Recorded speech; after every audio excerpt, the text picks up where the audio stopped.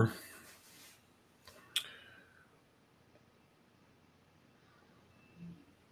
There's the 5th one. Okay. Okay, so we are live on all of our platforms. They're going to allow everybody time to come in. We got a new beautiful beloved brother who comes highly recommended by quite a few people, by the way. And I just looked at some of his images, which are every now and then you run into somebody who's doing something that nobody's doing anything near like it. It's like, how does this come? How does this come to be?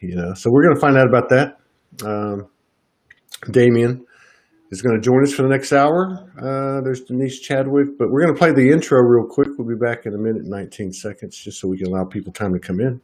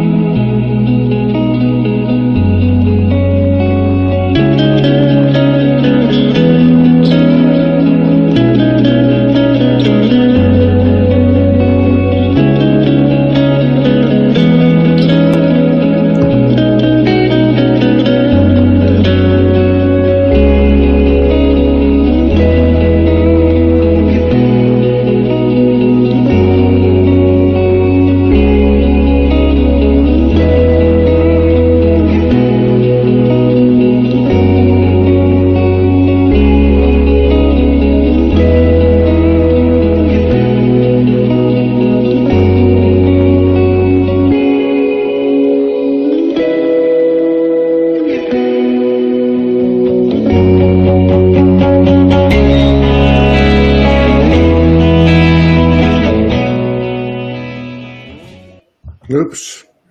How's it going, everybody? Welcome to our first show our second show out of 3 today.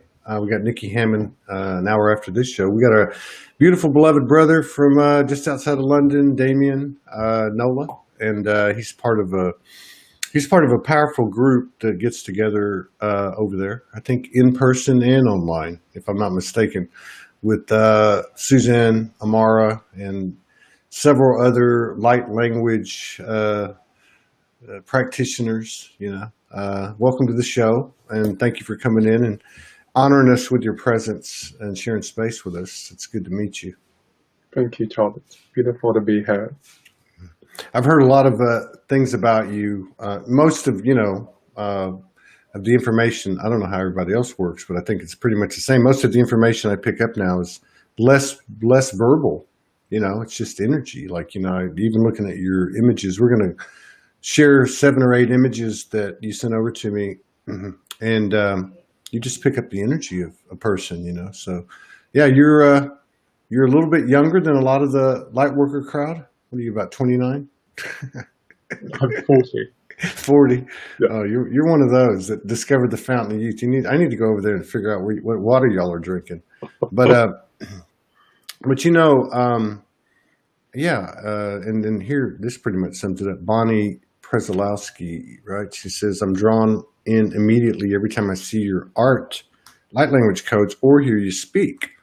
So that's coming from somebody that's familiar with your work. So how did this all start for you? You're 40 years old. You're living in a pretty busy place energetically. We all know that. It could possibly even be the PowerPoint of control, for the last few thousand years, based on, a lot of the information that's out there. I have a lot of respect for the people that are in those areas because I know they're holding up light and doing the work, not just in the awake state, but in the dream state. But so how did this happen for you? I mean, a lot of people come on the show, they talk about how they knew they were aware of something when they were young. It gets suppressed. They go into school and graduate in college and the workforce and family and kind of go to sleep or go to sleep altogether, and then have not a rude awakening, but a stiff kick in the ass from the universe. It's time to take the planet through ascension. And what was your journey like? For as long as I can recall, I've always had an interest in this subject area. Lots of childhood experience of multidimensional realms and contact with, I suppose you call them higher intelligences, extraterrestrial beings, angelic beings, various different deities from the Tibetan Hindu tradition. And then the school that I went to also taught meditation and Sanskrit and Vedanta, so I was very much immersed within that particular tradition. And that really led me into my early, late teens, studied energy medicine, Tibetan medicine, homeopathy, lots of various different energetic forms of healing, a lot of body-based psychotherapeutic practice. Then moved into my 20s and did a lot of travel through India and Egypt, both in terms of solo adventures and in terms of leading groups through the temple system there. I've always had a really deep interest in Cometian, ancient Egyptian philosophy. So we went about, I think, 7 or 8 times to Egypt in the early 20s with groups. So you never really strayed from the path. You were always, it's kind of a part of your interest. Yeah. No, I know, like, for instance, I always had a huge interest. One of my interests was history. And as I got into, more awareness, or when I reawakened, 9 years ago, I started to reflect on, my journey and could see the pieces, how they fit together. And one of them would be the history, because the history, obviously there was a reason I was resonating with it. So I wonder if that's the same thing that happened with you. Did you have any type of, later on, or even there, in Egypt, for instance? I mean, did you have some experiences there that kind of showed you where you came from in terms of like lineage or past life or anything like that? Yeah, lots of those experiences, much more so in my late teens, Really? 20s. And as I was saying earlier, a lot more of those experiences of, I suppose, higher intelligence, extraterrestrial life, angelic realms, and then late 20s, that, and into my 30s and late 30s, that's really shifted much more into a relationship with, I suppose people would call it the formless or the divine. And it's not that I don't have those experiences of the cosmic realms or angelic realms anymore, but it's shifted. Yeah. No, I get what you're saying. Yeah. It's much more a focus of really this direct relationship with the divine that's developed and deepened. Yeah, a lot of people talk about that. I know I've experienced it. It's weird because, you come into it, like I came into it with 6 ascendeds and, 3 other essences, 3 spirit guides. And that was kind of what brought me to the party. And then as time went on, and this isn't just about me, I'm just talking about what seems to be a common thread with a lot of people. Whereas your journey continues, you start to embody them in different ways. And then, so like it's, I'm kind of making a joke, but I'm not. It's like, you lay down to connect. And it's like, I say to myself sometimes when I lay down next to my wife and we connect at night, who am I talking to? I'm talking to me. I feel kind of silly because I'm talking to me. But yeah, I get what you're saying. It's like a singular voice as opposed to a multifaceted voice. Do you ever have, because I know every now and then, it doesn't happen as often like you were saying, but every now and then, some face of the universe will pop in. Like, I think the last big one for me would have been Merlin. I spent some time in Florida earlier this year, and I was going through a little 3 or 4 day period, one of those isolation periods where you got to stay away from everybody. And I went into the little RV we had in a friend had lent to us, had in the driveway, and then he popped in. We spent a couple of days together just working some stuff out. Does that ever happen to you? Yeah, I actually work with Merlin a lot. Do you really? One of the main, I suppose you call them avataric aspect of the divine that I work with. Yeah. And that whole quality of transformational magic. Yeah. So yeah, there's a deep relationship with Merlin and Yeah, I'll say his so. Divine Mother, Yeah. Christ, and I just Yeah. really see them as different emanations or expressions of the divine. So, Yeah. Yeah. Let's go back to that. But they're wondering, what is the stone or amulet around your neck? oh, that's Moldavite. Moldavite. Okay. Yeah. Moldavite. Yeah, I've always wondered about this. My wife's a practitioner. I'm not, in a traditional sense, I guess, but and I've wondered about that because, a lot of the practitioners that I've met and talked to, they have certain go-to essences that they work with, like Archangel Michael or Merlin or so on. And then, in respect to what we were talking about a minute ago, I always wondered how that works. I mean, does the practitioner see the essence that they're working with as something external outside of themselves, like in terms of like, I'm here and you're there? Or is it something you feel like is inside of yourself and it's just a code or a stream that you're pulling up from within yourself? How does that work? I think that's unique to every single practitioner. Yeah. For myself, I don't see Merlin or the divine as separate to me Yeah. Yeah. in any way. I mean, the issue comes in obviously when the ego assumes that. Exactly. Then the ego goes, I am Merlin or I am the divine or whatever Yeah. the case may be. But equally, there's an issue in that space of seeing it as something separate to you, because obviously there's separation consciousness. That's right. And That's right. ego consciousness there also. So it's a fine line in that way.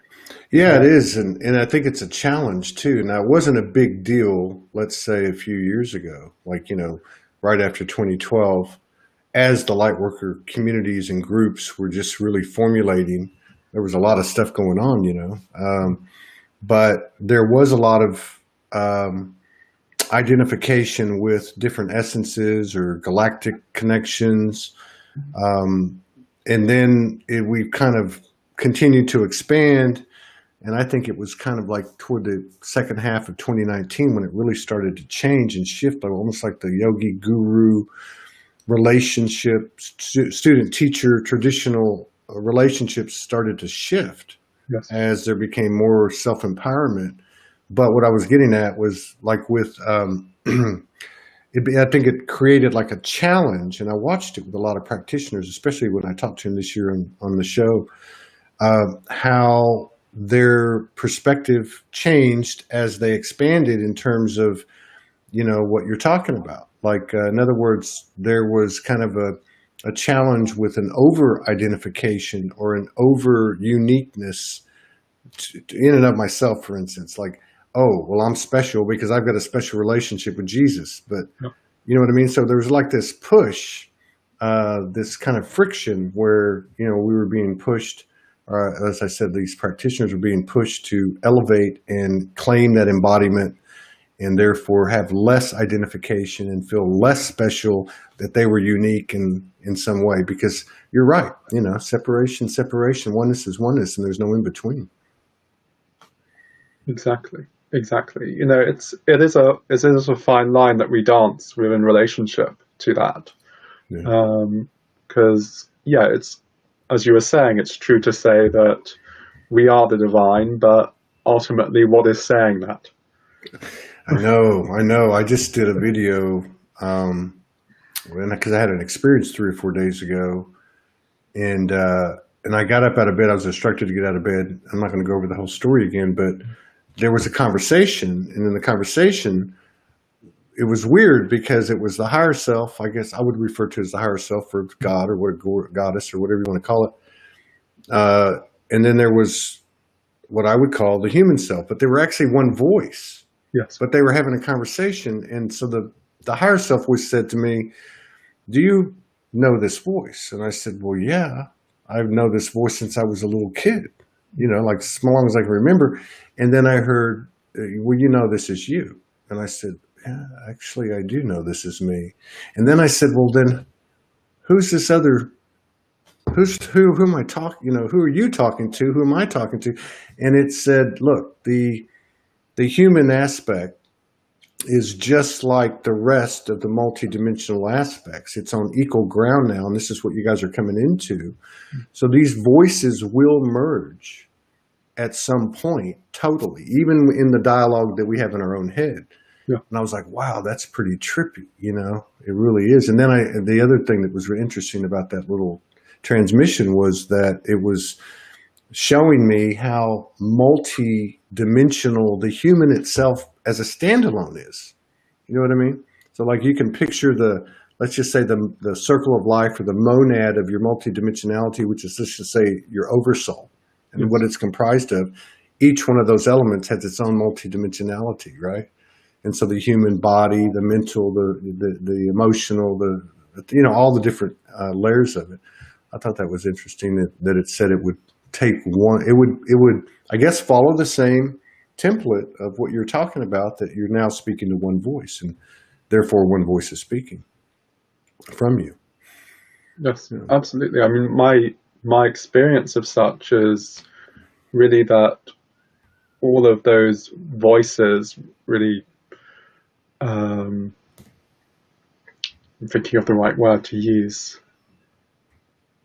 they sort of dissolve into that one voice. Yeah. So if you think of the multiplicity as arising out of that one voice. Yeah. Yes. All those voices then sort of dissolve back into that oneness till there is just that one voice. Mm-hmm. It's like the exhale, inhale. The exhales, you go out and have all the streams created and experiences, and then the inhale comes back. They all come back again and then do it again, which is another interesting thing too, because like we were talking about the Merlin or my Archangel Michael consciousness was like the first one in the door that got my attention. And I always think to myself, well, what is that? What is that? You can tap into it and you can have conversations and such, but and I look at for instance, the life of Jesus, and I think, well, okay, so he had a life. It was documented. There was a certain consciousness that was created by the imprint of his life. And, but then you have all these people these souls that attached or appealed or identified and aligned with that perceived consciousness. And that consciousness itself grows and grows and grows in perpetuity, right? And I think that's so fascinating, because I think that we're living on a planet where there's millions, if not billions, if not every single one of us, really, that are carrying all of the Merlin and the Jesus and the Magdalene and the Archangel Michael and the everything, elementals, and we're utilizing that remembrance of this code and really establishing our own consciousness, which, who knows, it could go on. You could be, on the same level proportionate to, to time and space. Jesus, Merlin, they could be following you or aligning with you, centuries, millennia from now. It's fascinating. It's mind-blowing to sit with and contemplate, and really my experience of it has been, like we were touching upon earlier, in terms of why is it that we forge relationship with a particular being over another, for example. And you were saying, like, for yourself, that relationship with Archangel Michael being the first one for yourself, and really how that relates to, at least how I see it, our past life experience, how we've built relationship with that particular consciousness, and that particular quality that Michael brings through, really, of that focus of devotion to truth. Sorry, go ahead. No. I think this is why I love doing this. I have the best job in the world. Because it's like I'm getting chills now, because I know that we're opening code up. At least for me, I can't speak for everybody else, but it's like being in a session almost. It's like, but like if I look at that, what you were bringing up, I remember right before I reawoke, I had 4 or 5 kids in the house, and I'd come and I'd say, I served in Archangel Michael's army. Like I haven't had anything come out of my mouth. I mean, I'm a poet and I would write things, but I wouldn't get into what we might call religious or what spiritual stuff to that degree where I would cite, and so my kids would be like, what are you talking about? I'm like, I don't know. I just know that I served in Archangel Michael's army. And then, of course, it all stuff. But I wonder, I like what you said, because it's like there's a lineage, and Franco Di Nicola, my good friend, talks about this. He talks about the lineage of the soul and then the lineage of the human entity being two different things, or maybe the human entity lineage is comprised as part of the soul lineage. But and so maybe that's the soul lineage. Remembering, because I've tapped into my connection with Archangel Michael and had many, many conversations and very interesting visuals as well. Yeah, it's all fascinating. Yeah, when you talk about the soul lineage and the human lineage, how I see it personally, we talk about the incarnational lineage, which would be what you refer to as the soul lineage. So all of our past lives, and then the human lineage I would call really our genetic or ancestral lineage. And when we come into incarnation, those two marry. Yeah, true. And through the spine. So we have all our, our genetic ancestral memory and all of that, what that connects us into. Yeah. And then, our relationship as a soul or an incarnational being. And everything that taps us into, and how they marry uniquely in this form. Yeah, it's like another integration. Yeah. Because this whole trip is about integrating. Of course, we know this, integrating polarities. But that's another integration I hadn't thought about.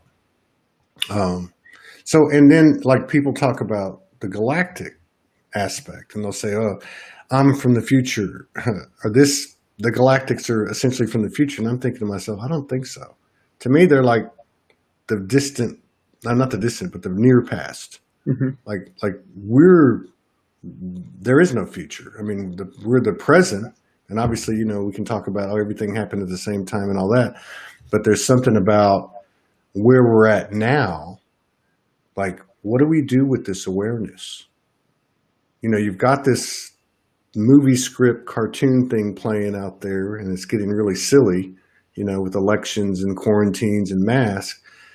Yet we're also have a parallel running of greater awareness, and there's a lot of stuff that comes with that: love, courage, wisdom, skills, abilities, higher sensitivities. Like, what do we do with this?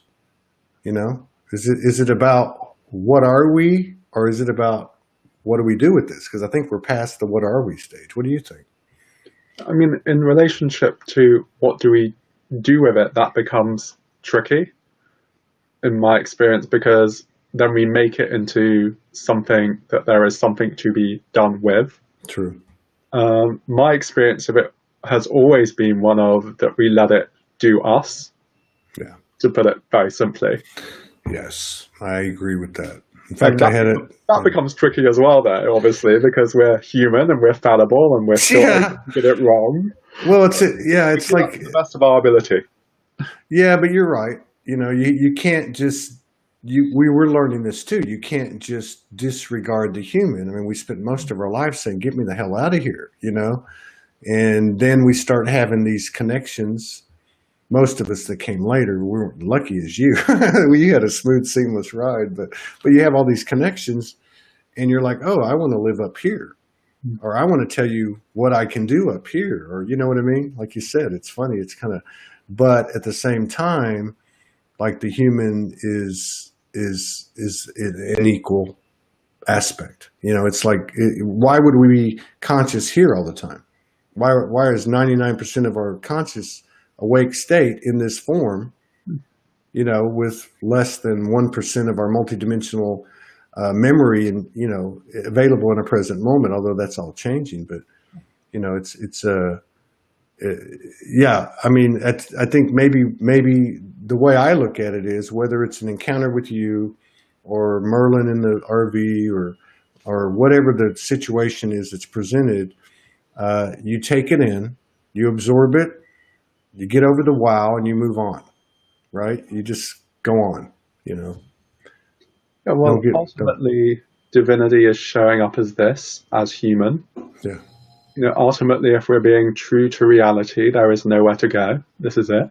Yeah. At the end of the day.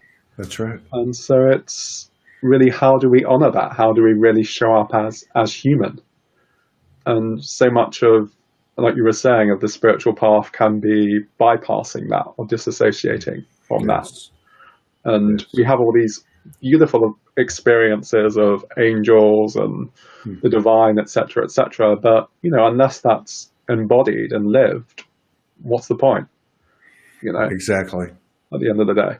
That's exactly right. You know, I've told this story before, but it's worth telling. You know, I met Morgan 5 years ago, who'd been downloading for almost 20 years.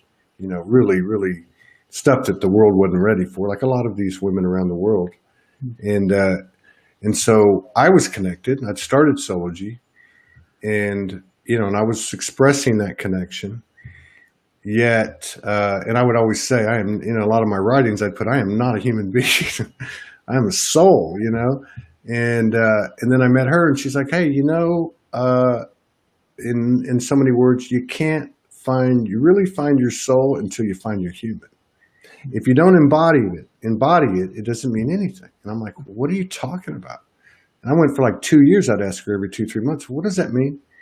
And I guess it's like everything else. You've got to experience it in your own, you know, in your own field without any instruction, because it doesn't apply, you know. I mean, but yeah, you're right about that. So I've been looking at the difference. You know, there's a difference. So there's a human, and then there's a divine human. Mm-hmm. There's a humanity, and there's a divine humanity. And to me, that's kind of where I set my focus. You know, like, because you know, our second hashtag is the human is the hero. So we can't avoid it. We're just not going to avoid it. Yeah, I mean, it's really touching upon what you were talking about earlier in terms of oneness. You know, if we really embrace oneness, human is an aspect of that. Yeah. You know, we can't be in this positionality of all of that is the divine apart from that. Have you had, somebody brought up demonic, Candace, the first portion of my life, it felt quite demonic. I can relate to some of this, but it wasn't the first portion. It was kind of the middle. Mm-hmm. And now it's quite angelic, and yet they all emerge from this being I am somehow in one. So when I woke up, I had a dual existence. I was mostly alone, and most of the time in solitude. I walked the streets for a couple of years, and I had a lot of divine episodes, but I had equal measures of what we would call dark energy and evil, and you know, I didn't, it's evil, but and angelic, like literally holding a devil in one hand and an angel in the other. Did you have any experiences? Have you had experiences what people might refer to as dark energy? I mean, all of that has to be seen through and transformed. Yeah. Like what we're seeing in the world at present, as you were saying, we're seeing complete insanity, or what we could term as being insanity. But you know, as the light comes in, it shines a light on that, brings it to the surface. Mm-hmm. I mean, I can speak certainly as a healer or a practitioner. You know, you work with some clients, and if you'll excuse my language, the bleep hits the fan because all their stuff comes up. It's not necessarily going to be pretty. That's right. In that respect. So, yes, certainly in my experience, and still it goes on. You know, there's areas of unresolved karmic stuff, of unresolved conditioning that I still get hugely triggered in certain situations in life. And do you really? See, this is one of my favorite things. And here's Jinjin Reynolds. By the way, Jinjin, Morgan and I watched your YouTube video in your van, trying to get some ideas for the bus. Thank you very much. It was very well done. But her, like you, I enjoy interacting with people who have a strong connection, you know, to infinite intelligence in all its different faces, or however that comes out. You can see it in people, but that remain down to earth, you know, that remain real. Like, and for you, because I know your energy, for you just to say as simple as easy as, hey, pass the butter at the table, you're saying, hey, I get triggered. Okay. It's true. Absolutely. Yeah. I mean, you look at Ramana, for example, deeply Mm. embodied in his awakening to divinity. And yeah, he'd get pissed off and angry and cranky. Yeah. And we're still human. It's just as much a divine expression as anything else. Yeah. The issue comes, where that becomes then an excuse to be cranky and to be an arsehole, basically. Exactly. But if we can actually really honor it as just as much an expression of the divine as anything else, and meet it as that, our relationship with it changes. Yeah. And we come into compassionate relationship with it, rather than judgment, condemnation, and struggle with it. We're not trying to avoid our humanity, which is, what we were touching upon earlier. So much of the spiritual path can be trying to avoid that, or trying to transcend it or get rid of it. That's right. You can't divorce yourself from getting rid of it. It just needs to be recognized for what it is. Yeah. And here's to the question, can you please tell me how you can pass judgment on someone's energy, whether it's divine or not? Well, it's all divine. It is all the same. Yeah. But I think, we can, and thank you, Cece, we can say these things. And for me, 2020 has been about time to cut the bullshit. It's time to walk the walk the talk. It's not enough to say it. It's not enough to be a channeler. It's not enough to be a healer or whatever, or a broadcaster or whatever. It's not enough. It's embodying it is embodying it, which means every thought, action, and word. And yes, we're still human, but if we make a conscious effort, and we can do that, we all know that. We know that if we focus on something, our ability to stay in that and fortify that field of consciousness becomes easier and easier, just like riding a bike. This isn't as easy as riding a bike, but but you know what I mean? It's like it's time to put up or shut up, shift or get off the pot, right? Yeah, absolutely. And it's one of those things where discipline is required, as you were saying. Yeah. But then there's also the action of grace within that. Yeah. And how those two dance with one another. And that's always been a fascinating experience for myself, how really we can't do it by ourselves. No. It's really as grace that takes us along the path. But at the same time, there is that aspect of discipline and action that needs to be taken. And there are a lot of traditions that say, well, you're already enlightened, there's nothing to do. I know. And it's like, well, yeah, that's true on one level, but at the same time, that doesn't mean that nothing can be done. Yeah. No, I'm with you on that. I'm glad you said that. Because, I spent from about 22 to about 42 developing, I had like 3 different libraries, but like a lot of things I'd lose them or whatever. But I read, a couple thousand books plus. And so it was a lot of religion and biographical and of course, spirituality, philosophy. But one of the problems I always had with the Far Eastern stuff was it was like you said, it's like almost like nothing matters. And I'm like, wait a minute. I'm going to be Todd one time as far as I know. This is the only thing I can bank on. The truth is, how can anybody prove what happens to us after this? I mean, for all we know, we don't know nothing. We could just be worm dirt when it's all over, right? I mean, so we really don't know. All we have is what we have. And I'm with you. Like, yes, that's true in a certain perspective or in a certain context, but by God, I'm going to be Todd once, you're going to be Damian once, and let's give it hell. Let's do something with it, I mean, I think when Eastern philosophies are saying nothing matters, it's really how we interpret that because the ego can hear that and go into the space of nothing matters. Yeah. But if we really hear that and as nothing matters, we're hearing it from a completely different place. Yeah. And if it really doesn't matter, our relationship to it completely changes. Yeah. Because we're not in that duality then of trying to achieve something or get something. And we're not in that space of, oh my God, there's this crazy consequence here. And so we can actually just show up genuinely. That's right. We're not in that place of making it matter in our head. And so my experience of life is really one where nothing really matters anymore. But because of that, there's actually such a preciousness Yeah. to every experience, which, the mind hears and goes, well, how does that work? But once you get it, you get it. And you're like, yeah, nothing matters. But then how does my relationship to life change when I really get that? Yeah. And when I'm not in that space of, trying to achieve something, trying to win, there's some goal I need to reach, but not from that place of failure. Yeah. Either. So it's an interesting place to live. Yeah, it is. And the thing is too, is like conviction, right? Conviction, righteousness, purpose, whatever you want to call it. It doesn't matter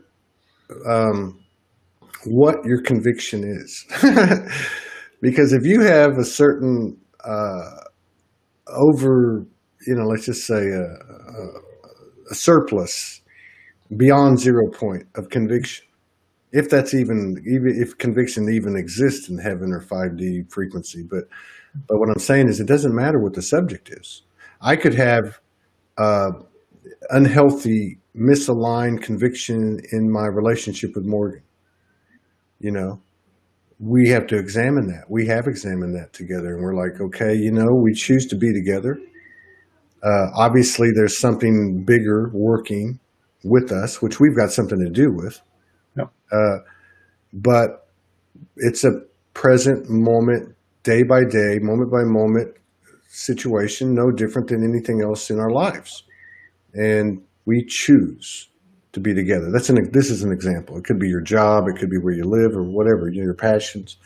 But yeah, and I think that the other thing for me, which I didn't learn until, because I had shut down before I reawoke, and I stopped laughing. Can you imagine, right?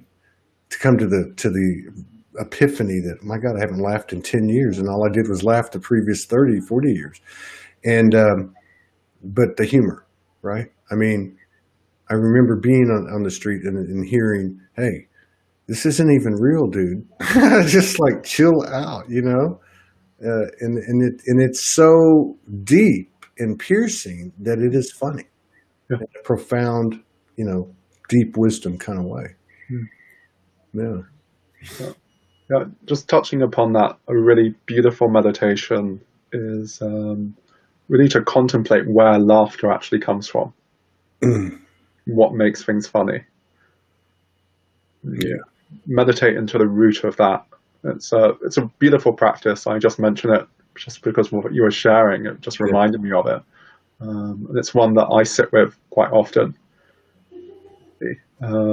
That's a good. Yeah, we look at the reality of life as it is. It is this, like you were saying, this complete unknown mystery. Mm-hmm. Which makes it. I had a great conversation with this guy Seth yesterday. Did you? I'd highly recommend that to anybody. Not because I'm on it, because he was, but very similar energy to you, actually. He spent 3 years in prison.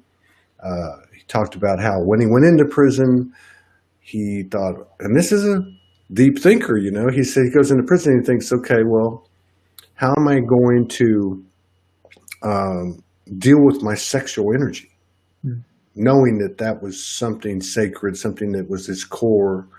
He said, I'm not gay. I don't have anything against gay. He said, what was I going to do? So he started to focus his sexual energy onto each of his organs. And then this was part of his story. But he was talking about a lot of things. And one of the things he was talking about was the coherence, using the word coherence, which is really what you're talking about, the showing up and the being and the relaxation and the humor and,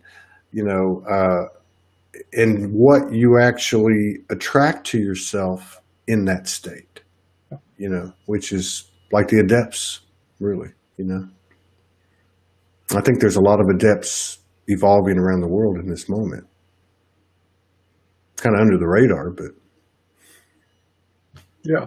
I mean, we're incredibly blessed at this time to have so many people on the planet holding the light. yeah, Even to have beings like Amma. I don't know if you're familiar with her. yes, I am. The hugging saint. Yes, To have a being like that on the planet is just mind-blowing, completely mind-blowing. We live in extraordinary times, challenging times, but extraordinary times. Well, yeah, you can't, I don't know. I always look at it like, okay, we were all up there and everything was absolutely perfect, and perfect is perfect, and then you start to ask questions, or your curiosity, which to me is a core natural part of our nature, curiosity, innocence, and then we started having experiences, and that's pretty cool when you think about it. Yeah. It's pretty cool. Yeah. And to me, this particular trip, and maybe I'm biased because I'm here and present or whatever, but to me, because of the physical aspect of it, this is what's really starting to permeate into my understanding. Is this is it's one thing to be out in dimension or in dream state or lucid dream and be that supernatural and do things that are, like beyond possibility here or seemingly. But now we're like physicalizing it. I mean, if we're embodying all this stuff, wouldn't it make sense that we're going to be also embodying everything that comes with it? The teleportation and bilocation and let's go have dinner on Venus, that type of thing. Yeah. For myself, I mean, ultimately, who knows at the end of the day? I think there's a lot of projection about that or up there. I think a lot of that taps into the egoic desire for power and all of that sort of type of stuff. Cities certainly do manifest themselves. And, we hear stories and we see people manifest extraordinary types of cities. But, all the scriptures really point to how they can actually be distractions upon the path. Yeah. And they talk about, when one first develops cities and uses them. And then the next stage being, one uses cities only when they are needed. Mm-hmm. And the next stage beyond that is, identification with them all falls away. Yeah. Really, my understanding and my own path has been all of that really needs to ultimately be surrendered and given up. And, that identification with power is a big hook for all of us along the path because of our deep-rooted survival fears and our want for security and safety and really to avoid our feelings of powerlessness. Yeah. And so, certainly I think as we embody and as we open to that, it's natural for those gifts to manifest themselves just as an expression of what we are. Isn't that how it works though? Like when you surrender to not, you surrender to not being something or not having something, you get it. Yes. You get it, and you get it like exactly. Right? Morgan and I have done this, and again, it's just an example of the equation of it, right? And it's like we've separated energetically and otherwise many, many times, not out of, say, heavy conflict or argument, just you separate. And that is surrender. We've done it side by side many times in the bed. holding hands when we're connecting, and the you, me, we, and it would come in and go, "Are you guys ready to elevate?" And we'd say yes, and they'd say, "Okay, as a prerequisite, you will have to surrender your relationship, surrender what you think is what you have, And we'd say, "Okay," and then boom, and the next thing you know, over the next 2, 3, 4 days, we're walking on higher ground. But that's how it works, which is a little tricky, for given the path we've all been on. It's not easy to give anything up. Yeah, there's certainly moments where I'm clawing the walls, going, Right. I know. Right. So, can you run over a little bit? Do you need to go? Yeah, absolutely. Okay. Yeah, because we're already coming up on an hour, and we still want to look at these images. They're incredible. Let's talk a little bit longer. They've asked several times about the stone that you're wearing, the moldavite. They want to know why you wear it, what you get from it. Yeah, it's probably my favorite crystal. Moldavite has a long association with the Grail stone, so a deep connection with the Christic consciousness. In some stories, it's also seen as the stone that Lucifer wore in his crown. That whole association with Lucifer being like the brightest angel and the whole descent into duality or separation consciousness, and that whole focus of redemption through the Christ principle into the awakened state. And then obviously moldavite being a meteorite has a deep connection with cosmic life and that whole relationship, heartstone, and I just like crystals. I've got a few thousand. That's what Denise Chadwick, her sister, just said. She said you could do a whole show on these amazing crystals. Yeah, I've got. Yeah, we're definitely going to have to. I'm really happy that we came together because.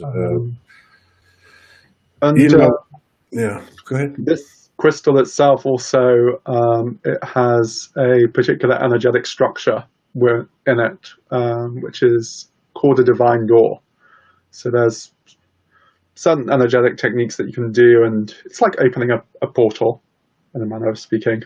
Yeah. So it has a portal that opens to the divine as a focus of blessing. So as well as that particular energetic quality of moldavite that it also has that quality of bridging through the divine in that way. So a lot of people pick up on that subconsciously. They're like, what's going on there then? Yeah, there's several of them picked up on it here. It's my favorite crystal. I've had it for many, many years. I wear it pretty much all the time. Where do you, I've been talking for the last few days about our trip to Sedona. We had received intel before we went that we would, and again, we're up in labels, but we have to use these terms to explain these things as we're in this transition. But so we go to Sedona, we get this intel that we're going to meet other couples carrying the same frequency and androgynous beings. And it did happen, and there was a lot of explosive stuff that went on. And we, of course, knew that it wasn't isolated or unique to us. We knew that it was an energy or awareness or whatever occurrence that was happening, accessible and available on the earth. One of the things that I've noticed since this year, like when we first started Soulogy 9 years ago, it was like 85% women, 15% men. And then there's been a slow climb. But I noticed when we got back, it was at 67-33, which was huge. I was like, whoa, there's been a leap. And one of the things I've noticed over the last 2, 3, 4 months is kind of and again, let's not get stuck on terms, but kind of a new masculine or a divine masculine, or true masculine stepping up, primarily seen, because that's what we're used to in the male form. Yes. Stepping up that has what you have, right? Has this soft but powerful presence that kind of speaks for itself as opposed to the macho man, alpha male, Billy Badass guy, right? And I guess where I'm going with this is for someone like you, as where do you stand with that? I mean, a lot of people say, "Oh, I'm androgynous," or "I have divine marriage," and I'm not making fun of anybody. I'm just trying to say that we're moving into a space where we're actually expanding this template and blueprint and defining or redefining what things are, what the universe can be in all of its forms. But from a personal perspective, where do you stand with your own essence? Do you really feel androgynous? Do you feel like a masculine transforming? What do you feel of your feminines? You know what I mean? Where do you stand with that? I'd be curious to know. Well, ultimately, yeah, this body is what we would term masculine at the end of the day. But beyond that, really, I see our essential nature, our essence as formless. Yeah. We can't really ascribe masculine or feminine to it. Mm-hmm. Absolutely, we have. When we talk of the divine, we talk of divine mother and divine father, but we really simply give them those names because of the qualities that they embody. True. And how we see those qualities. But really, when we move into the formless, those labels become obsolete, for want of a better word. Yeah. And so, for my own self, there's certainly, for the sake of language and how we describe energies, I can say that there's certainly energies that I experience coming through me, aspects of myself that are much more masculine in nature, and aspects which are much more feminine within nature. And really learning how to bring those into balance and harmony with one another, and deeper focus of relationship with one another, and really how we come into that space of the oneness. Yeah. And the allowance of the expression of the totality of all of that. I always get this feeling that when this trip is over, we're all going to be sitting around at the happy hour and laughing and joking and dancing and just getting a kick out of how serious we took some of this stuff. And I'm not making light of anything, but I in my own journey, I say to myself, everything is a potential program. Did we just make up these templates and say, okay, here's the different choice, like you're going to get dressed, like you're going to go out, well, I'm going to, on this particular mission or this particular incarnation, I'm going to delve into this or delve into that or play this role or play that role. I don't want to make it, going back to what we were talking about in terms of some of the Far Eastern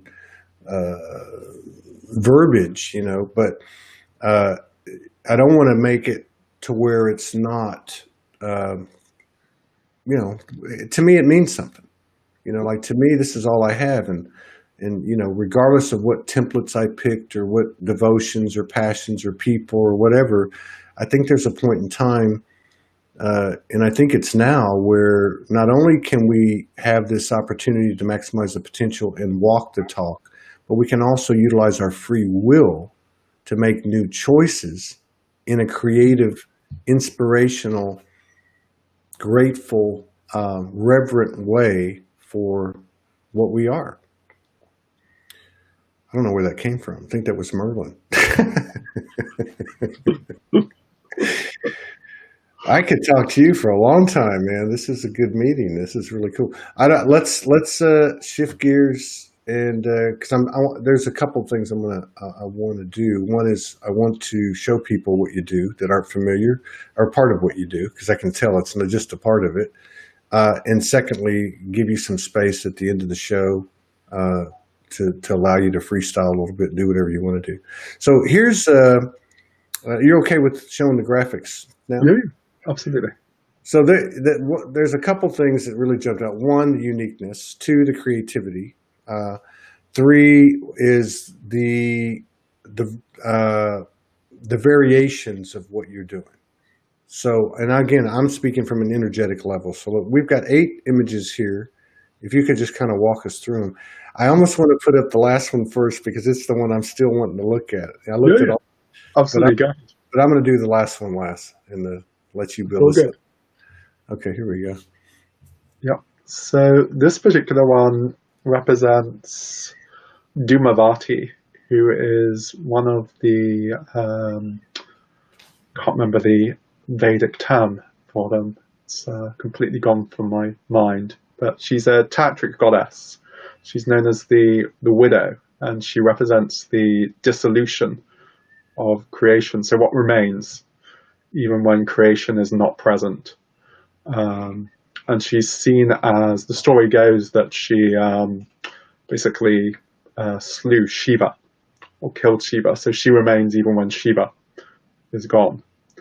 And so this particular code is taking us very much into that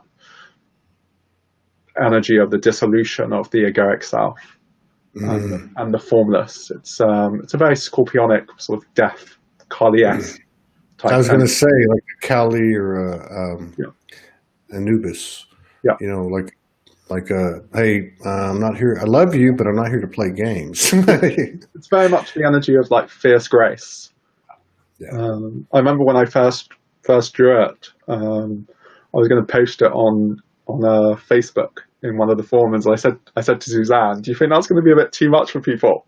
Because it's a bit fierce." It is fierce.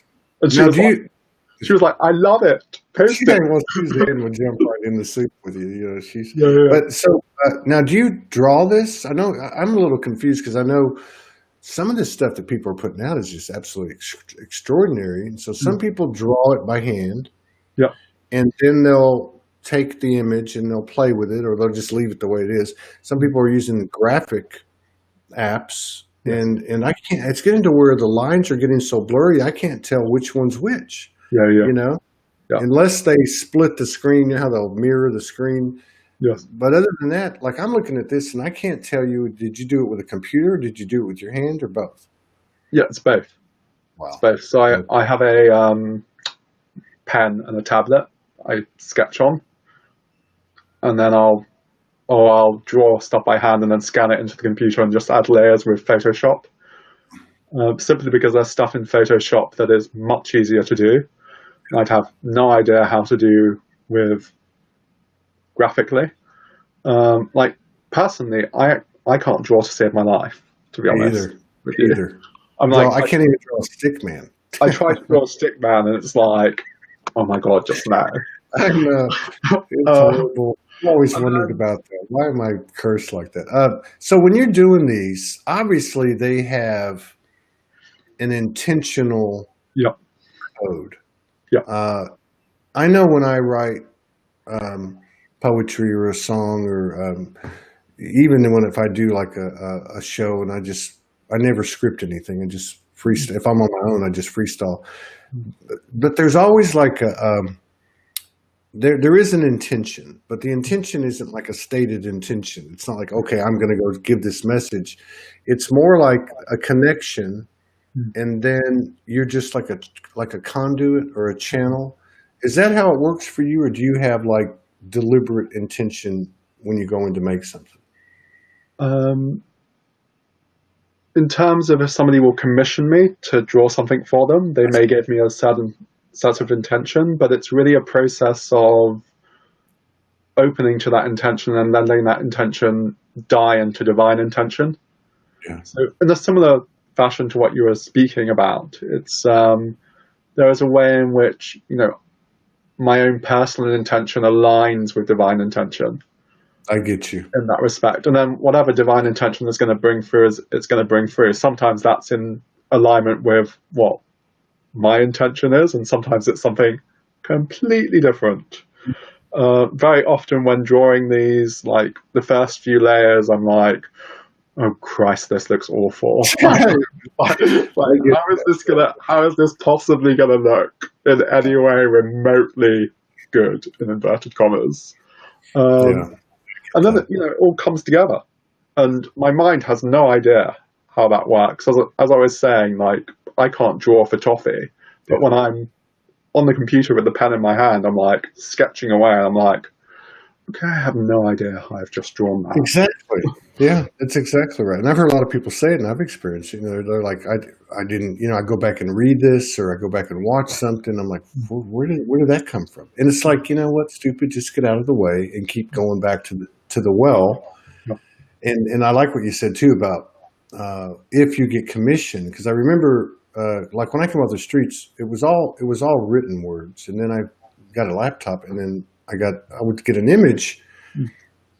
And I would like, okay, I'm going to find an image for these words. But then it became, I'd see an image and go, oh, I'm going to write something right? But then there was just, how you get moved, and you're just like, I told somebody, hey, send me your favorite picture. Yes. And so they'd send me their picture, and then boom. And that's why I was bringing it up, because I get that, like, it's like you're involved, you are the conduit, but it's like, I don't know, it's like it's a different strain. There's more frequencies in that stream, I guess is what I'm saying, which is no different than this show, I guess, because it's everyone that's no past, present, or future, but everyone that's views live or replay is part of the present vortex created, portal, whatever. Yeah, this is cool. Now, this is, I like this one a lot. Master Alchemical Codice of the Heart. Yeah. So this is the last code that I produced for a year-long mystery school that I taught probably 3 or 4 years ago. And it's really representative of energetically how I see that opening of the heart through the spiritual heart into mystery, and then really how mystery bridges in through the heart into embodiment. That's the simplest way I can put it. Nothing really more to say about it. I don't even think you had to say anything. Because which is what I did. I blew it up, and I'm looking at it going. And it's funny that you said that, because I had no idea. I mean, what I knew about it was nonverbal, and then of course the words. But the first thing I got was, and I'm saying this with the utmost reverence, the holy darkness, like the mother's womb, like where you incubate, where you create before something's birthed. I mean, to me, it was like, it wasn't masculine, it wasn't feminine, it was obviously super. I mean, I was sitting there looking at it going, I wonder how long this took him. Like, 3, 4, 5 days. Did it? I bet it did. Something like that. I mean, some of them can take months. Not the actual physical process, but the process of energetically opening to the stream. There are other ones which will get like 99% finished, and I'll be sitting there just going, okay, there's something that's just like slightly off. Right. And it can take me days to figure out what it is. And it can literally just be like a little sort of like point in it or something. And then I'm like, oh, that's done. Yeah. But, there's a way in which the stream has to anchor through and stabilize. Also, not just the physical process of actually drawing them in that way. So there's some codes that I have which are half finished, and I've had sitting there for 4 or 5 months, and others which will come through in like half an hour. Yeah. Just be like, yeah, I get that. And what a great energetic truth too. I mean, in terms of what really works for us is that whole the non-pressure or the no pressure of linear time. Like, it's not just with art or these type of expressions, it's with anything. Like, if we can't force anything anymore. Yeah. We can't, there can be no judgment. There can be no linear pressure. There can be no timelines or deadlines or, no expectations even. I mean, it's like, you just know when you know. And that's what I love about what you're saying too, because sometimes it is a year and sometimes it's 15 minutes. And they both have the same grace and glory. Really. This is a very interesting to me because of the fact that I've always believed that the whales, the dolphins, and these the elemental sea creatures, species, brothers, sisters, carry a huge part of our earth lineage. What is this one about? So this one I produced for a group healing event that I held within relationship to self-love and acceptance. So it's really supporting us to drop into that place of deep acceptance of all of those aspects of ourselves that we have a tendency to condemn or disassociate from or judge. All of those aspects of ourselves that perhaps feel unloved or neglected within some fashion.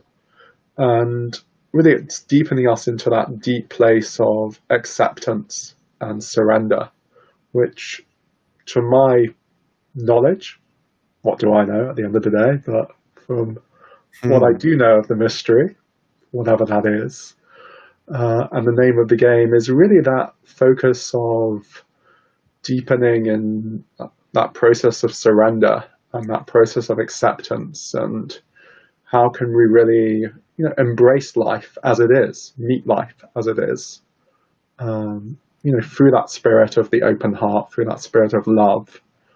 And so that's all encoded into that artwork. It's fascinating. Holy and whole. That's what I got from it. Holy and whole.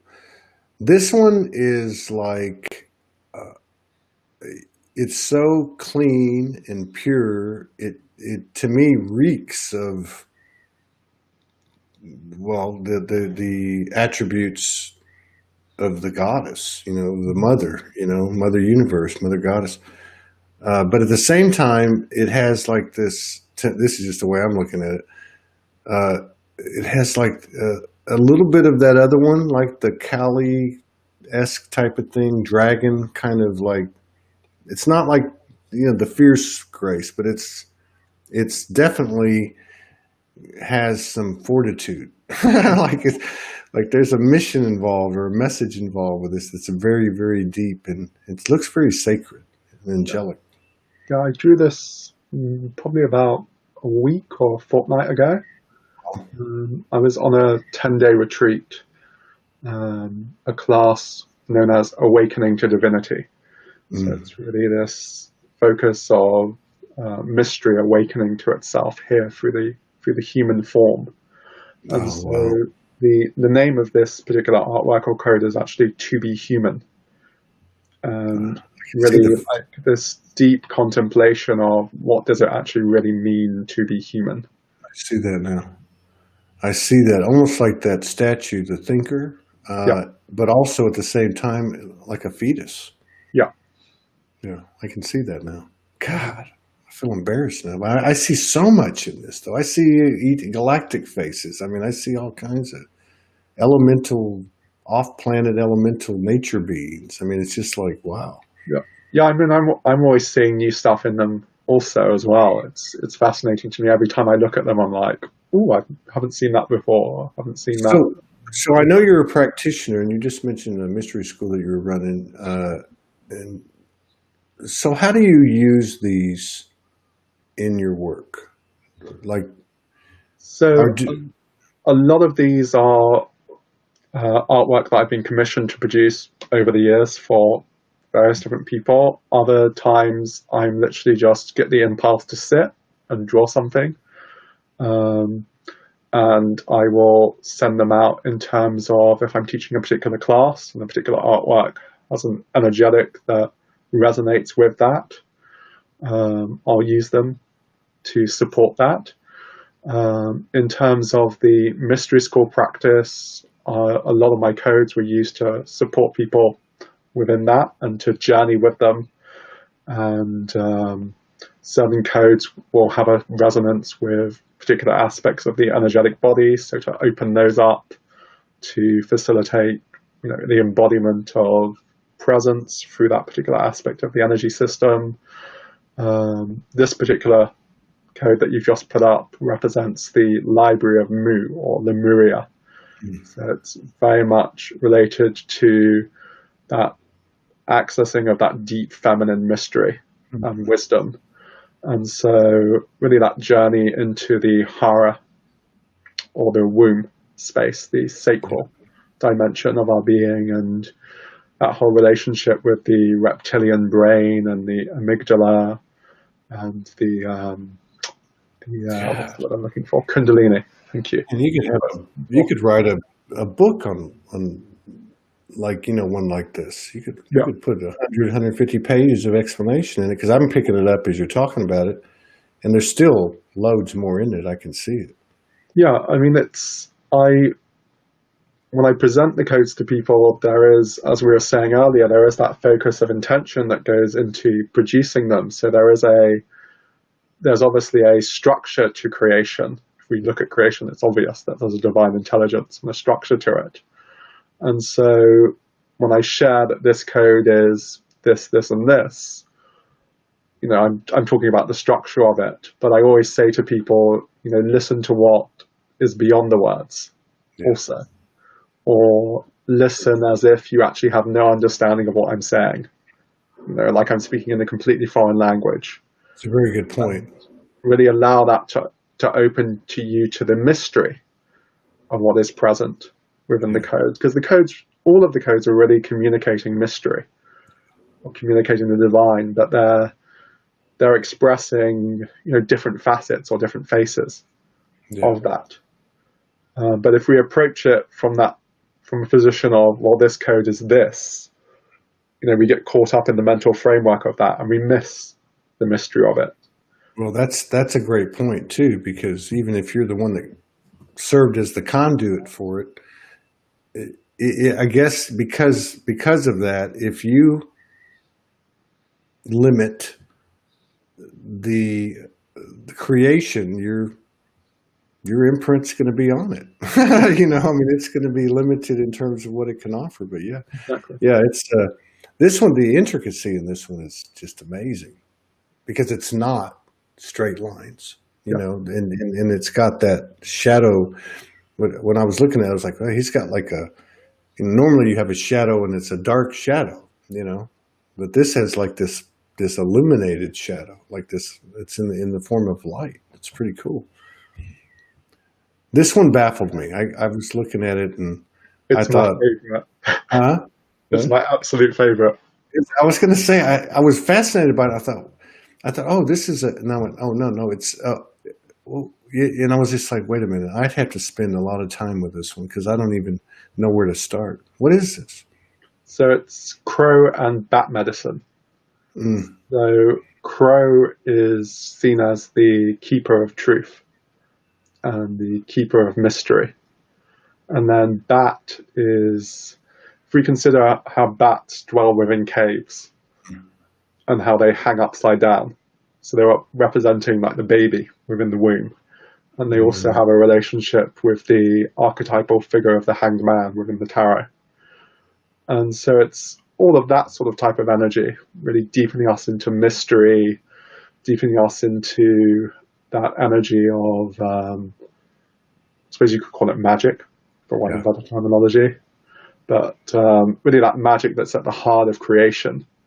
So, often when we think of magic, we have our whole mental framework or concept of what that means, and very often that, like we were touching upon earlier, that links into all of our positionality around power and powerlessness and wanting to own magic, to be able to be something or someone.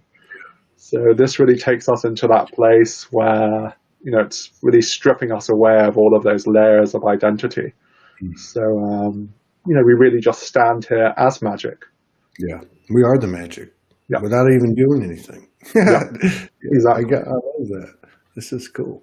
And so, and how, people can get to these, or I guess they can either commission or get prints of ones you've done. Can they? How do they? Yeah, my What my form? new website will actually be up probably in the next week or so. Okay. So I'm in the process of organizing in terms of getting these printed and getting them out to people. I'm looking at a particular company in Germany at present who do amazing prints onto all sorts of different canvases and onto metal and etc. etc. So yeah, people can get in contact with me through Facebook at present, and I'll pop out details of the new website on that as soon as possible. Cool. That'd be really cool. In fact, if you're going to do that, send me a note Yeah, when you go live, and maybe we can connect again. A couple of weeks later, and show people what you're doing on the screen. Have another show. Now, this one is I thought was very different than the other ones. Even yeah, though none of them are alike, really. I mean, they have some commonality, but this one almost seemed like it was done like a mosaic. Almost like a new level of sacred geometry Mandela. yeah. Right. So that's obviously a very small version of such. The actual what's the word I'm looking for? Original version of such, I think, is A2. So all of those little lines that you can see are actually scripted light language. And this particular one relates to what in most traditions is known as the brotherhood. I mean, obviously we associate that with masculine energy, but again, it's not limited to form. So Right. why we call it the brotherhood simply because it has what we would describe as, through our language, as more of a masculine energy. It's that quality of light, of illumination, of truth. An energy that's very often associated with Sirius in a lot of traditions, and really that focus of what it is that when we come into alignment with divine truth and Yeah. divine will, and how that is embodied. And then again, what we were touching upon earlier in terms of really how, let God's will be done Yeah. through me. Yeah. Get the That's hell right. out of the way. Just get Yeah, out it's of the very way. much that sort of type of energy. Right. Let's see. This one really tripped me out because there's no color, first of all. Second of all, I'm really earthy. Like I said, organic, elemental. Not that I'm not in touch with the rest of it, but there's something in my makeup. I see like, what is it? The Toltecs or like the Incas and the Mayans and I don't know. It's just like almost like a primordial beast, like a primordial energy that was indigenous and aboriginal and I don't know, jungle. And I just see tribal and I don't know. I'm probably way off. But No, not at all. You see what you see. As we were touching upon earlier. Each one is going to evoke something different, and every time that you look at such, it may evoke something different. For me, this represents Pada Puja, which is the adoration of the feet of the divine, oh, and really that whole focus of relationship with the energetics that are present within our feet. wow. That whole focus of the grounding of presence through the central pillar and into form. Wow. And so and then if you look at it very simply, right at the bottom, you have that imagery that is reminiscent of the Grail. So again, of Moldavite. And then above that, Shiva's third eye also. Yeah, I saw that. And then And obviously the feet as well. yeah. And what's cool about it too is it's like you can see the form, the forms within the form, Yeah, but they're not like boldly outlined. yeah. I don't know how you did that, but I mean, it's so subtle. Mm-hmm. It's almost like those things you'll get those little puzzles and you'll look at it and there'll be like a picture inside and you're like, see if you can see the lady, and you're looking at it going, oh. But to me, this is this is a really unique. I mean, it's very powerful Yeah, to me. yeah. Very, very. It's another of my favorite pieces as well. I drew this Yeah. for I think it was another of the year-long mystery schools that I did. It gave me like I don't know what the right word would be. It's certainly a charge, but like almost like what is it like when a volcano's about to erupt? Like it's smoldering. Mhm. I got like this smoldering in my solar Yeah, in lower heart. yeah, Like it like almost like there was something that entered entered my chakra channel or something, but it was like a smoldering, like a mhm, boiling, like before something's going to erupt. yeah. Very powerful though. To me, that was my favorite one. But I loved them all. I really did. I loved them all. I want to give you a chance to, take the floor. If there's anything that you want to do, a blessing and light language, anything, or anything you want to, any further commentary. But I just want to give you an opportunity, and then before we close out, and then we'll make sure and let everybody know again how they can get in touch with you. Sure, sure. So I'd love to bring through just a little transmission, everyone, if I may. Yeah. I think it would be a lovely way just to close.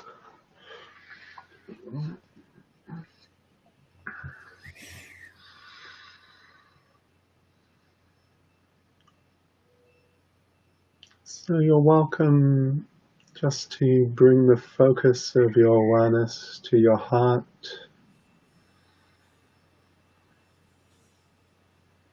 And just have a sense of what it is for your heart to open.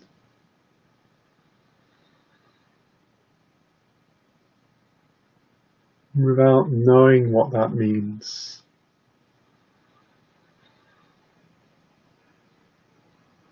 Without trying to make that happen in any way.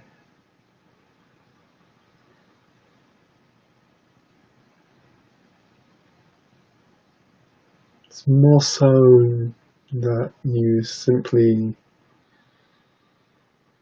make yourself open to the possibility that perhaps in this moment, somehow mysteriously through grace, that could take place.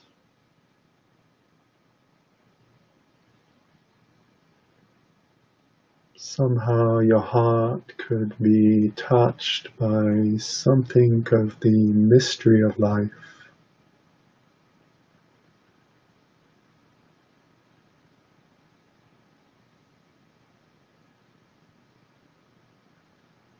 And as it is that you let go into that,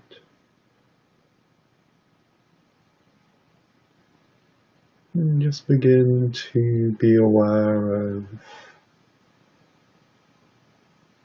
what arises here within response to that. Whatever that may be.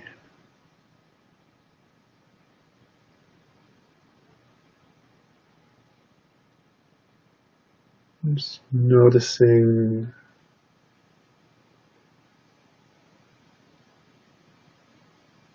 whatever presents itself.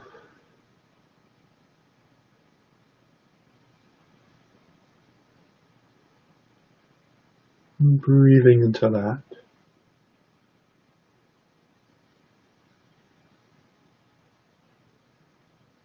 In the sense that what you are breathing into is love.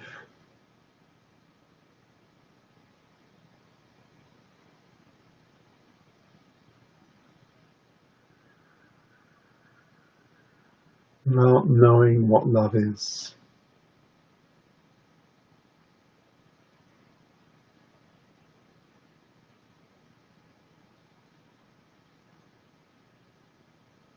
And so just having the sense that somehow you're opening to the mystery of love.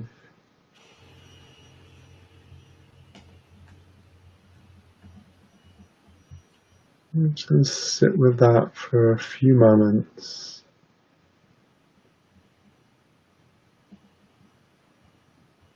Sit with what it is to receive the mystery of love.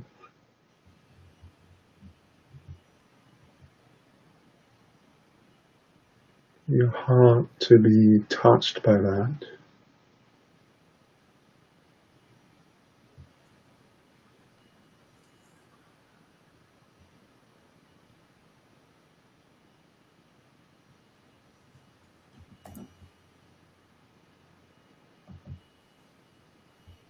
And then just let that gently begin to fill your spine.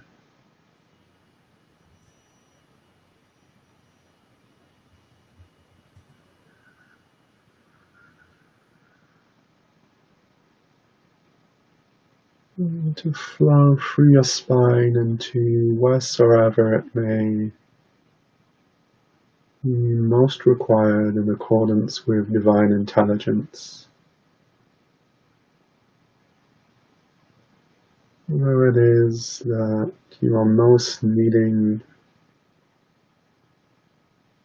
to receive love, be touched by this presence of grace within your life.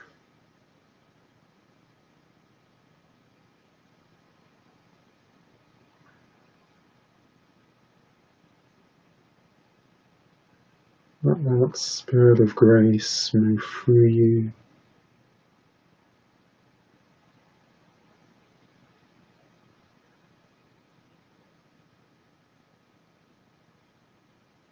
And bring with it a blessing.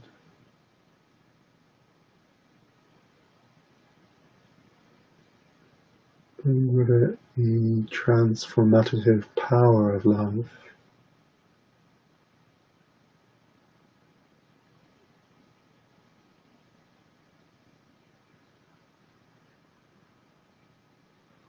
Bring with it the answers that you have been seeking.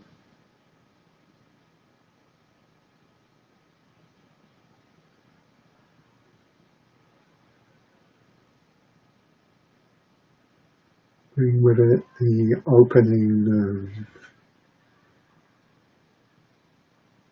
new possibilities and potentials.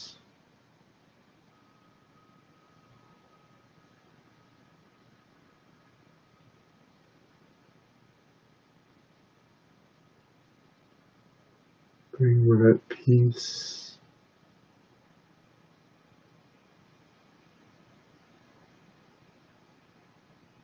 Bring with it the healing of dis-ease.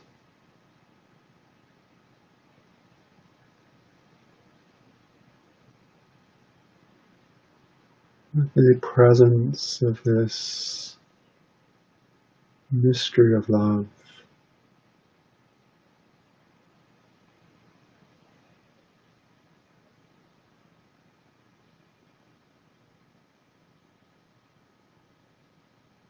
Bring to you the grace.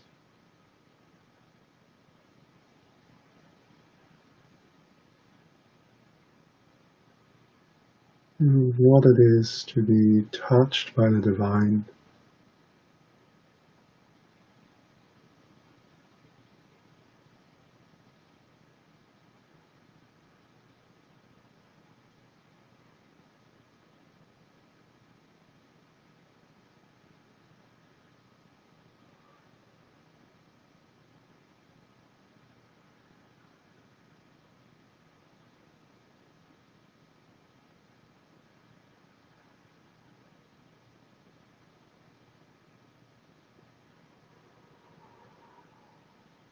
Just have the sense of what it is to come into the presence of the divine.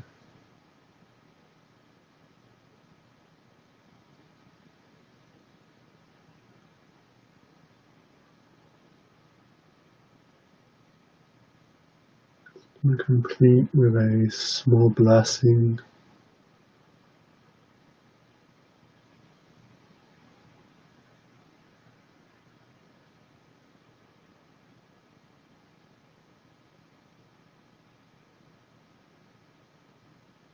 The sense of this blessing coming through as a stream of sound.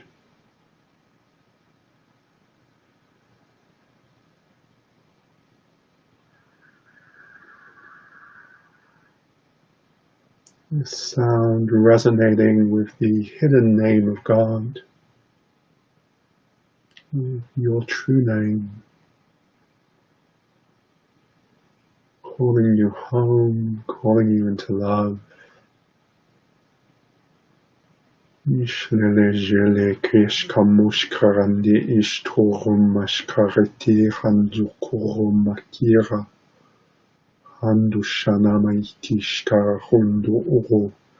Garash kumushkuru mateo. Ishnama ishtai hundu o. Girum mushkuru. Umbu mama ishkar umbu. Umbu mama jihu.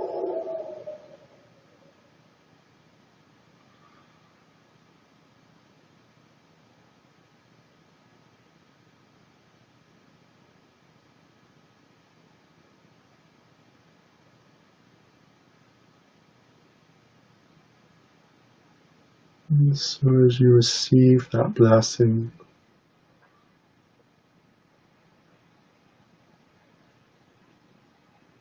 know that you receive it likewise for each of your ancestors, for all that is held and expressed through your genetic line.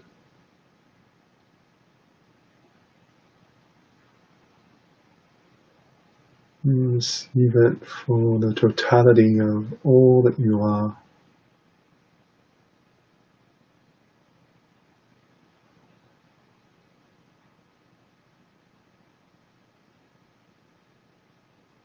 All dimensional expressions of your consciousness and subtle energetic makeup.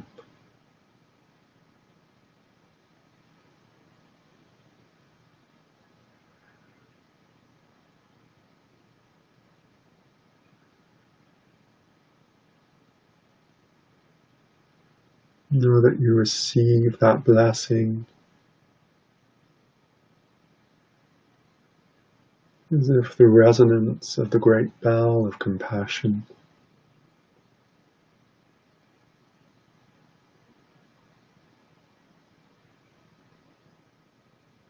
that rings for all beings.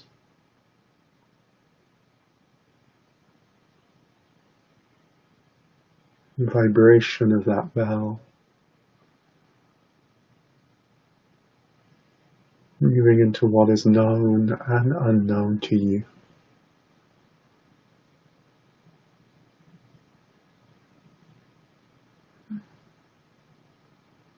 Bringing blessings in ways both seen and unseen.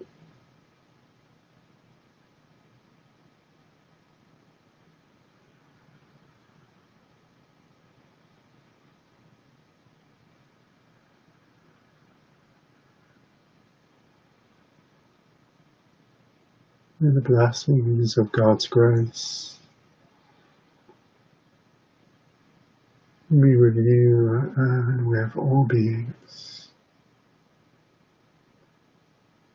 Blessed be.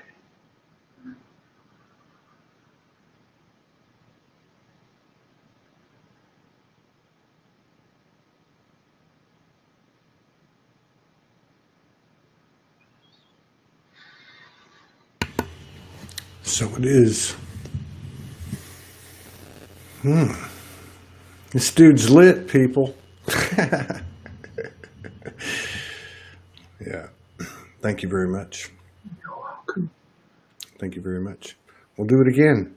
Let me know when your website is when your website's up. Send me a message if you would. Yeah, I will do. Absolutely. It should only be about a week or so. Yeah. I just literally got the final. Well, I've been saying that for 2.5 years. I'm just about to as well. I actually handed it. Well, it's timing. Timing's everything. Absolutely. Yeah. Yeah, I'm going to have to run because I got another show. We got Nikki Hammond in 18 minutes, and I've got to take a break. Yeah. Somebody said on the thread here, which I've been asked before, how do you feel after these shows? It just depends on who it is, but they're all energy to be accounted for, so you have to honor it. Sometimes you got to take a few breaths. I appreciate it. It's a pleasure meeting you. Thank you for coming in and honoring us with your presence and sharing your magic with us. And I look forward to collaborating with you down the road. And good luck. And like I said, send me a message. Good luck on your website, and hope you have a good launch. Thank you, Todd. All right. Thank Take you. care. Peace out, everybody. We'll be back in a little bit.